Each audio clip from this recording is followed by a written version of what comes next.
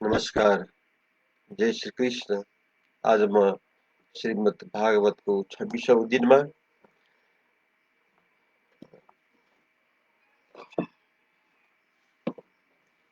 हिजोको बाँकी भागलाई अगाडि बढाउँदैछु। हिजो हामीले 18औं अध्यायको सुरुवात गरेका थियौँ। शान्त स्वरूप कुशाग्रह बुद्धि सुखदेव जी से राजा परीक्षित हाथ हाथ जोड़ कहने लगा कि महर्षि, आज आपकी कृपा से मेरा जन्म सफल हो गया, क्योंकि आपने अतिथि रूप से यहाँ आकर हम सबको पवित्र कर दिया है। हे महायोगिन, आपके निकट आने से बड़े बड़े पातक नष्ट हो जाते हैं, जैसे विष्णु भगवान के सामने असुर नष्ट हो जाते हैं।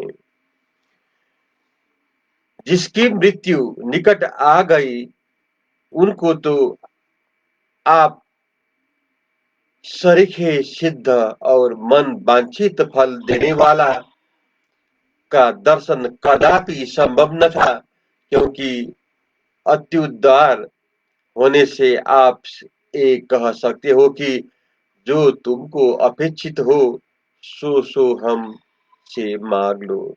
इसीलिए हे योगीराज, मैं केवल आपसे पूछता हूँ कि जिसकी मृत्यु निकट आ पहुंची है उनको मोक्ष के लिए क्या करना उचित है।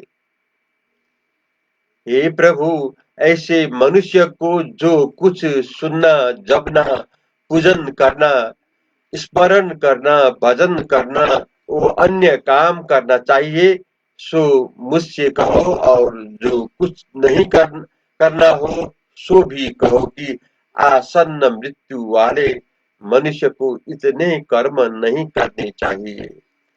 हे ब्राह्मण, उत्तम गृहस्थी पुरुषों के घरों में आप अधिक से अधिक इतनी देर ठहरते हैं जितने में गौ दोही जाती है, सो भी केवल गृही के घरों को पवित्र करने को। जब राजा परीक्षित ने बड़े मधुर वचन से इस प्रकार प्रश्न किया, तब भगवान सुखदेव जी इस तरह कहने लगे सो द्वितीय स्कंद में कहेंगे। आज द्वितीय स्कंद प्रारंभ होता है। भगवान वाचक मंगलाचरण। एक रदन करिबर बदन सुखमा सदन सुरेश, विकट कोटि संकट हरण असरण शरण गणेश।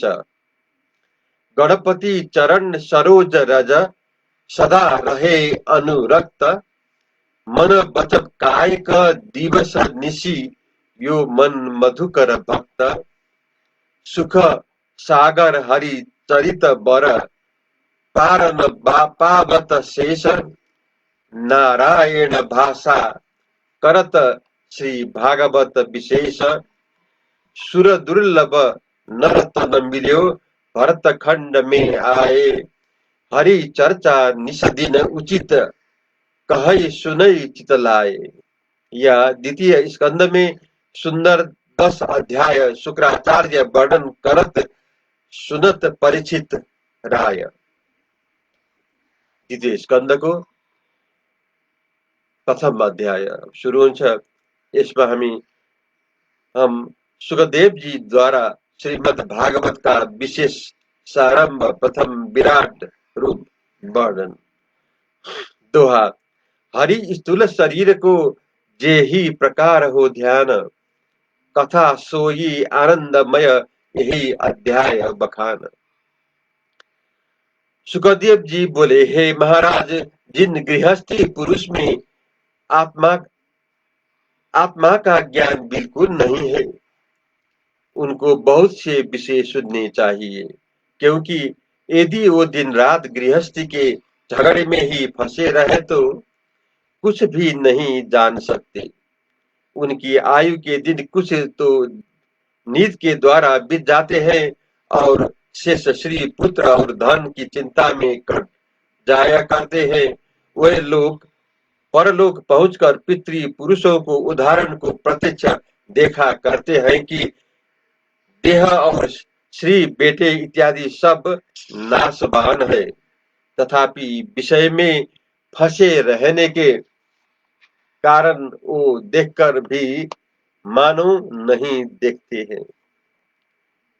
हे भारत, इसीलिए जो लोग मुक्ति की कामना करने वाले हैं उनको भगवान वासुदेव श्रीहरि का स्मरण और उनके नाम का कीर्तन करना चाहिए। हे महाराज, जो ऋषि जन शास्त्र की विधि अथवा निषेध को ग्रहण नहीं करते हैं तथा जो ब्राह्मण में लय को प्राप्त हो गए हैं, वे ही भगवान श्रीहरि के गुणानुवादों को श्रवण करके प्रसन्न हुआ करते हैं। इस समय आपसे मैं जिस पुराण का वर्णन कर रहा हूँ, यह वेदों के समान पुराण भगवान श्रीमद् भागवत के नाम से लोक में प्रसिद्ध है। जो आदमी इस महापुराण को श्रद्धा समेत सुना करता है, उसे वासुदेव के चरणा बिंदु में निष्काम भक्ति प्राप्त होती है। और क्या कामी, क्या योगी, क्या निष्काम, यह सभी लोग मोक्षदाता भगवान वासुदेव के नाम संकीर्तन करने पर अभिष्ट कामना लाभ किया करते हैं। जबकि तरह तरह के विषयों में फंसे हुए आदमी दीर्घकाल पर्यंत जीते रहने पर भी उसको जान लेने में समर्थ नहीं होते, तब उनके उस दीर्घ जीवन को निष्फल ही हो जाना चाहिए। यदि उसी जीवन को केवल मुहूर्त मात्र धारण करके भी इस ज्ञान का लाभ कर ले तो उस मुहूर्त मात्र रहने वाला जीवन को भी ही उत्तम कहा गया है। हे राजन, देवासुर संग्राम में देवताओं की सहायता करने पर देवताओं ने राजा खटवांग को वर देना चाहा। चतुर राजा ने पूछा, जीवन कितना शेष है?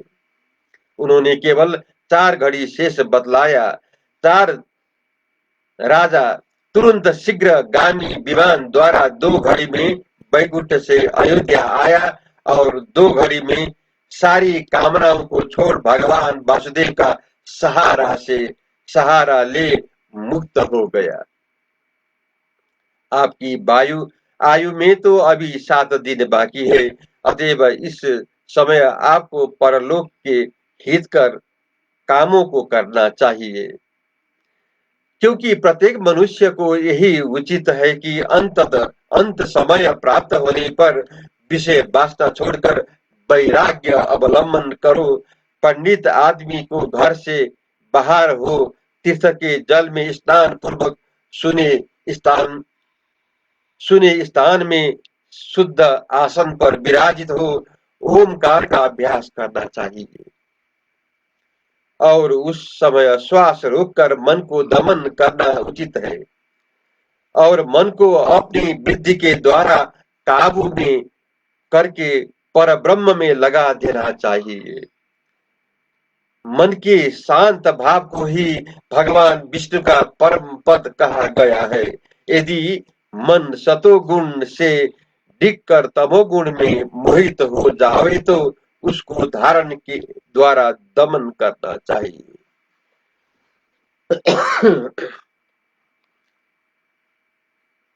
क्योंकि धारण के सिद्ध होते ही तत्काल योग की सिद्धि हो जाया करती है। महाराज परीक्षित ने पूछा कि हे ब्राह्मण, उस धारण को किस तरह किया जाता है और किसके द्वारा प्रतिष्ठित है तथा उसके करने की विधि क्या है, जिससे चित्त की मलिनता नष्ट हो, सो कृपा पूर्वक वर्णन कीजिए। हम ये बाकी अंश कल फिर प्रस्तुत करेंगे।